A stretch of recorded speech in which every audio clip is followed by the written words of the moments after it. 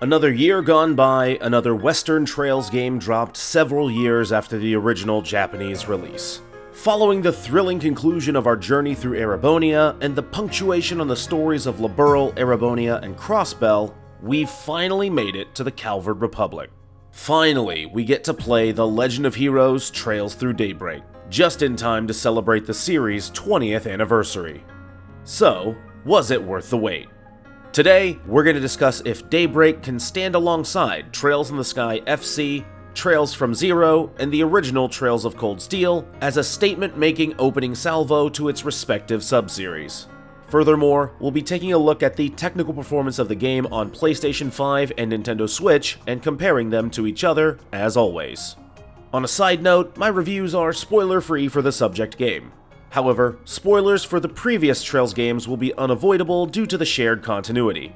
If you'd like to avoid all spoilers, I'll give you a chance to click away.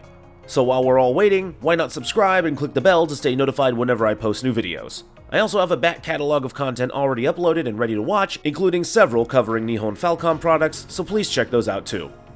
Okay, enough dawdling, it's time to hit the road. This review is based on physical retail releases for the PlayStation 5 and Nintendo Switch. As I said in the intro, Trails Through Daybreak is a continuation of the overarching Zemurian narrative. Set in the Calvard Republic, Daybreak follows the 20-year-old Van Arkride. Van is a Spriggan, a jack-of-all-trades profession keen on odd jobs that fall outside the jurisdiction of its more established compatriots, the police and the bracers. Think of Spriggans as fixers. Van is hired by Agnès Claudel, a first-year student at the renowned Aramis Academy, to retrieve a stolen antique orbment of some import. What unfolds is a tale of violence, subterfuge, and mystery. Along with its peers, Trails Through Daybreak is narratively dense, to its great success. There's so much going on beneath the surface details, and not all of the mysteries will be unraveled this time around. We are still only in part 1 of a larger Calvardian story arc after all.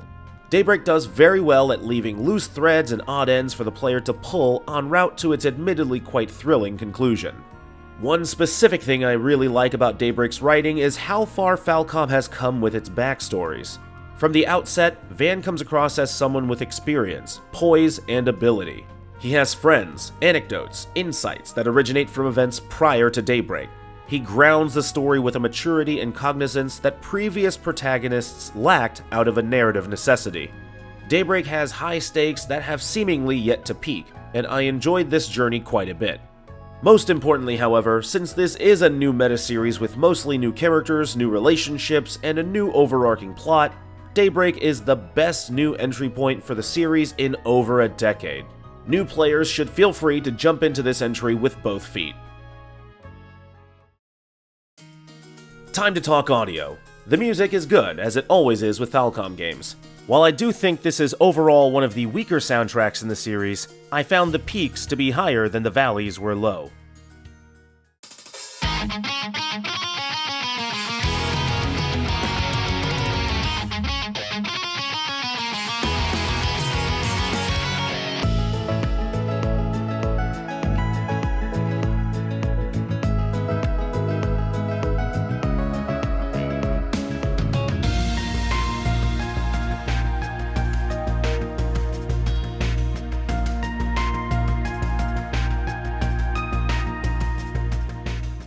The voice acting is similarly excellent.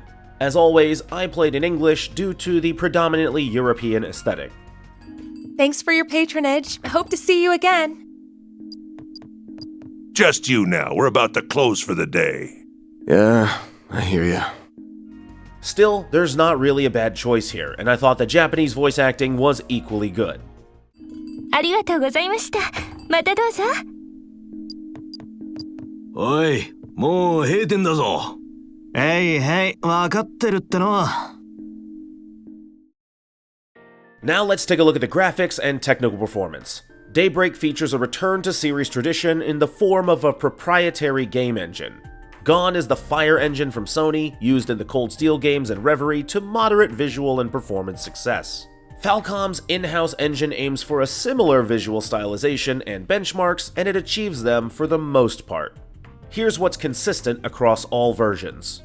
Main characters all look great, and the environmental textures do a lot of the heavy lifting. There are far fewer loading barriers, including nested zones like building interiors, which grants Daybreak's world a contiguity that past games did not have.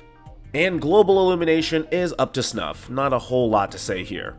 There are some small oddities with local illumination, however. Not every light source is treated equally, with some not affecting the character models at all, despite clearly being a light-casting object. Confoundingly, identical types of light sources that appear multiple times in the same area aren't always casting the same amount of light. Nothing major, I doubt anyone would have noticed had I not pointed it out, but it's still strange.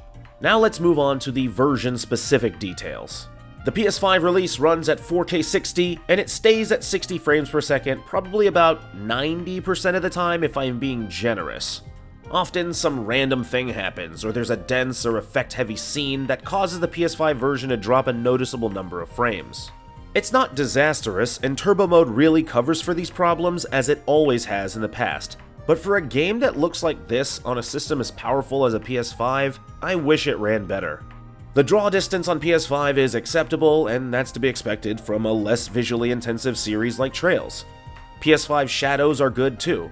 Baked shadows are used throughout all versions to decent success, and the PS5 release uses real-time shadow mapping for dynamic shadows, just like its predecessors.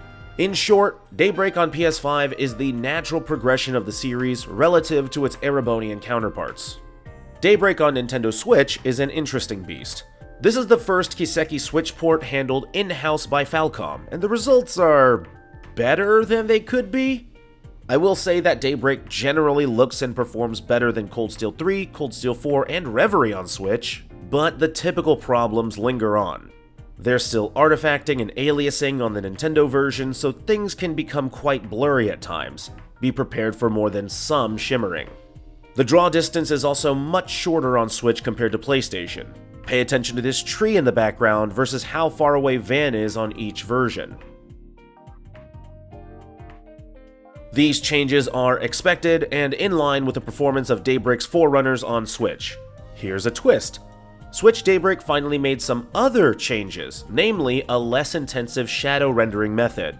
The Nintendo version of Daybreak steps away from real-time shadow maps and instead uses something akin to capsule shadows. Capsule shadows are much less detailed and therefore less graphically taxing to render than real-time shadow maps.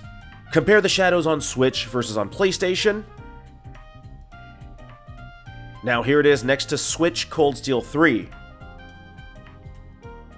Then Switch Cold Steel 4. And Switch Reverie. See, this is the exact type of smart design choice that I've been speaking about for years with the Kiseki games on Switch. Most players aren't going to be paying attention to the shadows in any great detail, let alone playing them side by side with older games in the series. Lower the resolution and/or make it variable, stabilize the frame rate at 30 frames per second, make smart reductions in subtle places, and deliver a consistent experience. Nintendo Switch Docked targets 1080p 30, and while the resolution is pretty lock solid, the frame rate still has issues in crowded places or generally detailed spaces. Cutscenes also struggle a bit, although this doesn't really affect gameplay, so it's more annoying than anything else.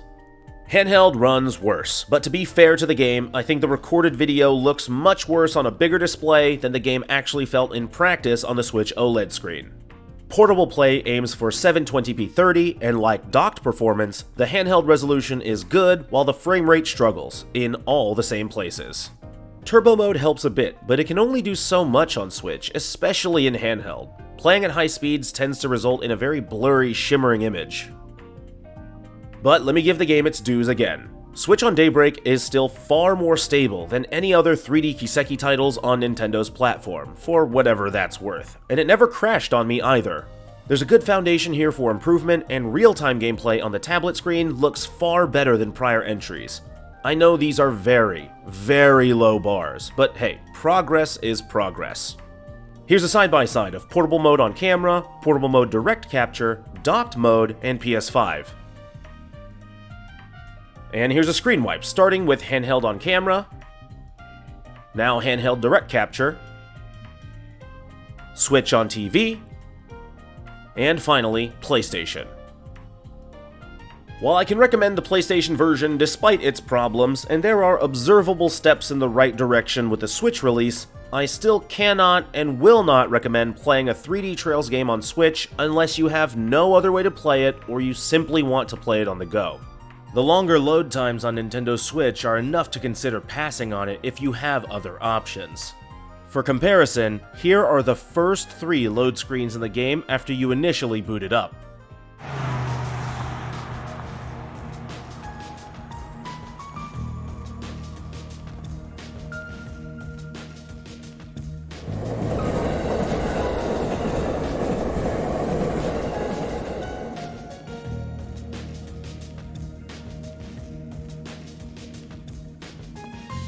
Or maybe there would be a better place to start.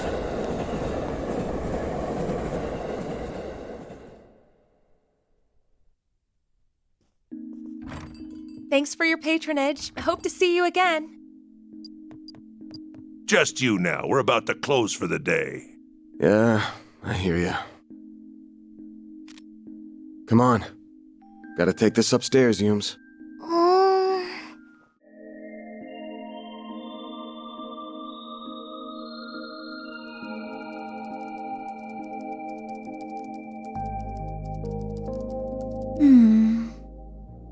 Well, that's another dead end for me. Throughout Daybreak's duration, the Nintendo Switch version's load screens last anywhere from 3.5 to over 5 times longer than the PlayStation load screens, which significantly increases the game's runtime. Just keep that in mind when trying to decide which version you want to play.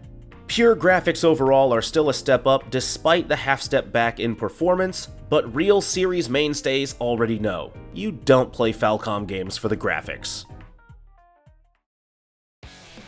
Gameplay sees the most radical departure of all from the classic Kiseki format. While there's still turn-based combat, battles are now more of a hybrid system than ever before.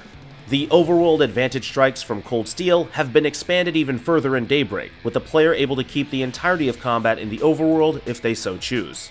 You can combo enemies, dodge attacks, use a charged attack, and even stun enemies. You can then engage the turn-based system on enemies to give yourself a greater advantage on foes. Be warned, however, that enemies can stun you back to give you disadvantage in combat, and some enemies have undodgeable brutal attacks that ignore physical distance. Turn-based battles are still a balancing act between physical spacing, standard attacks, magical arts, and craft skills. However, each individual mechanic is slightly more fleshed out or otherwise completely different. Turn-based movement is now directly controlled by the player and is completely freeform compared to the point-and-click movement of past titles. Magical arts are no longer enabled by equipping quartz. Quartz now only grant stat and performance boosts. Further, where you equip which quartz will affect your character's available shard skills, a new mechanic for the Calvard games. Shard skills include bonus buffs, secondary attack effects, and more. Magical arts are now controlled by arts drivers, which predominantly act as this game's version of Master Quartz, and you can further expand your available arts via manually slotted arts plugins. Crafts, S-crafts, and S-breaks are still mostly the same. They all use craft points. Basic crafts are special maneuvers with many effects, S-crafts are super attacks, and S-breaks are used to call these super attacks out of sequence. In conjunction with the returning S mechanics, Daybreak introduces a new feature, S-boosts. S-boosts have their own meter that the player can manually expend. Each S-boost archetype has a special range of effects in combat, and burning multiple meters at once increases the potency of an S-boost. Each character's S-boost effect is determined by their equipped Zypha Hollow Core, and the S-boosts recharge quickly, so there's no need to use them sparingly. Most importantly, however, you cannot use S-craft super attacks without having either an active full boost or 2 full S-boost meters. On the flip side, S-crafts now only cost 100 craft points regardless of whether or not you have 200 points stockpiled. Inside and outside of combat, Daybreak has a surprising lack of tasks and minigames. And I don't mean that there aren't that many minigames. I mean there aren't any minigames at all. No fishing, no pom-pom, no card game, no anything. You don't even need to scan enemies with battle scopes. Instead, the primary collectibles in Daybreak are food and movie brochures. For food, every dish has gourmet points, and you can increase your gourmet rank by eating all of the unique foodstuffs. Higher ranks grant you permanent party-wide buffs, so it's in your best interest to eat a lot of new foods. Meanwhile, movie brochures are simply a collectible that you get, which ties in with the lighter social mechanics present in Daybreak, so I don't want to show you anything there to keep it spoiler-free. Going back to combat, I really enjoy this new system, especially after spending so long with the cold steel mechanics. However, I wish the interaction between action gameplay and turn-based gameplay was more fleshed out. I would have liked more ways to affect turn-based combat via my action combat behaviors, and the action combat is still quite simple. It's not as fluid as Ys, not as in-depth as Tokyo Xanadu, neither comparison of which would do any favors to Daybreak. As it stands, the real-time gameplay here is only marginally more complex than the overworld attacks seen in the Cold Steel series. And I will say that I miss the presence of busy work in the overworld. It just doesn't feel quite like a Trails game until I'm trying to catch all the fish, win all the card games, or otherwise distract myself from the main story with one more little bit of subtle lore or detail. But I still had a great time, and I think Daybreak does so much right in setting a solid foundation for its sequel to build upon. It's tactically sound, its action gameplay is ambitious, and it changes and adds so much to keep the long-standing series core feeling still so fresh. Trails Through Daybreak is a really good game with tons of heart and lots to offer. It shakes up the formula and changes the venue without overstepping its bounds as the prologue entry to a larger journey. It has its technical problems, surprising on the PlayStation and mostly typical on Nintendo Switch, respectively, and the performance issues on Switch are further accentuated by the expansion of action combat. But it's mostly fixed by high speed mode, which you can set for both turn-based combat and action combat independently, which is a really great touch. Perhaps most importantly, however, for the first time in several years, you can play a new Kiseki game without playing the previous entries first. But I always recommend playing the prior games first to maximize what you get out of the newest entry. And for my fellow Falcom fans out there, man, I can't wait to play Crimson Sin. The Legend of Heroes Trails Through Daybreak earns a 7.5 on PlayStation 5 and a 6 on Nintendo Switch.